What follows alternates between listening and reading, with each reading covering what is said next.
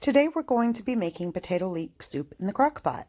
The hardest part of this recipe is peeling the potatoes. Now, if you have a friend who has a rebel spirit but was in the services, go ahead and invite them over. They're going to get through the whole bag of potatoes in like no time flat.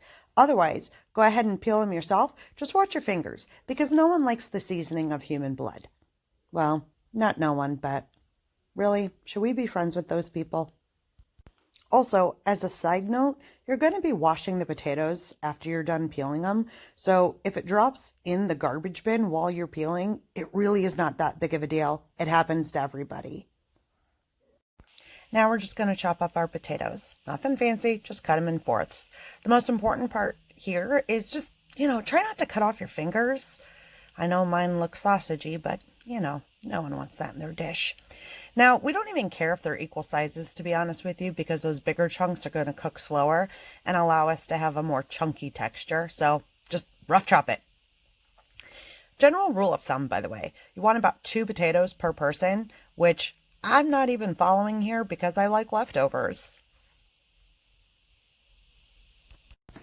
Next, we're going to chop up our leeks. I'm going to use 3 of them. This is what a leek looks like, just in case you don't know. Hey, guess what? I struggle with angles. We're going to work on it. We're going to cut off the end here. Then, about where the green leafy part begins, we're going to slice it right down the center. Then, we're going to give that a good chop. Now, I do most of my cutting on old placemats because it's just easier than to scoop the stuff up and dump it right in whatever, pan, crock pot. Just going to give them a little chop like this and add those to your crock pot. I'm going to use about 3 of these. Next, I'm going to add some ham because I like it. The trickiest part of this is figuring out how to open it. Get some kitchen scissors out. Okay, we figured out that puzzle. We're just going to pop this out and give it a good chop. I like bite-sized pieces. It's really not science work here. You're just going to cut. So we're going to chop up our ham just until our heart tells us to stop. When you're all done chopping this up, you're going to throw it in the crock pot. This is just so ridiculously easy. Okay, it's time to get to cooking. So you've thrown everything in your crock pot. You're going to take that container of chicken broth and just dump the whole thing in there. Now, the whole trick to this dish is that your potatoes have to be covered with liquid. That's it. Otherwise, they'll kind of dry out and turn brown. It's gross.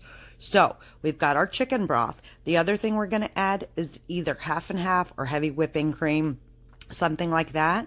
And it doesn't matter the ratio. You just want to make sure your potatoes are covered so that they don't dry out.